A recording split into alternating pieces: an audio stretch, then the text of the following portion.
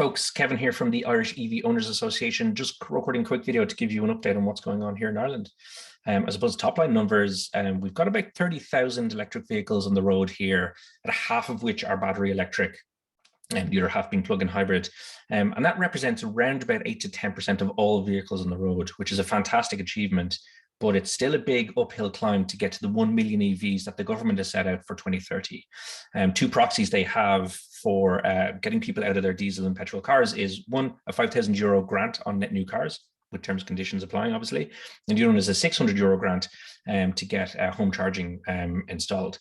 Terms and conditions apply there as well. So while there's good incentives, they're decent. What we're concerned about in that regard is the fact that the government's actually called it that they'll wind down a lot of these incentives as we get towards 2023. So we're going to lobby to make sure that doesn't happen, and more to the point, that they get better for more people. And particularly as we see like a second-hand market start to emerge with older electric vehicles, which is going to be really important and key to the sustainability aspect of owning an EV. The other side of this is infrastructure in Ireland. It's reasonably good. We have a lot of the main players like Ionity, Tesla superchargers, etc. are here. But our big player is our national grid provider, ESB, has a subsidiary called eCars, and they have around about 1,300 chargers around the country. And while a lot of them are really good, really well positioned, we need more of them, and we need them in more places. There are definitely black spots around the island where it's difficult to get to a charger, or your nearest charger is quite a distance away.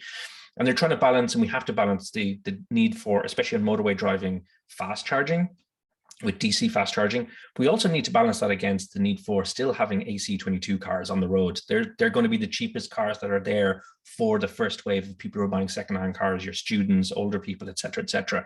So you need to maintain that balance in our infrastructure as we go forward, but we just need more infrastructure. And I think overall, I think we're in a good spot. I think we're a long distance from that million EV goal that we have, but I think we're doing well. We need to do more. The other thing I'll point out here is we, as a country, are in a really great spot from a sustainability perspective. A lot of wind, a lot of rain, just a lot of weather in Ireland, where we could use that and turn that into power to power that infrastructure, to power that grid. And if we can get 1 million EVs that are all powered by wind or aqua or whatever sustainable source of electricity, we'll be in a phenomenal position, frankly. And I think that's really the goal that we want to see coming out of COP and coming out of any legislative perspective that we see from Europe, our own governments, and any lobbying that we do in the future. But that's the general update. If anyone has any questions, wants to contact me, just email p@irishevowners.ie. Thank you very much, and have a great conference.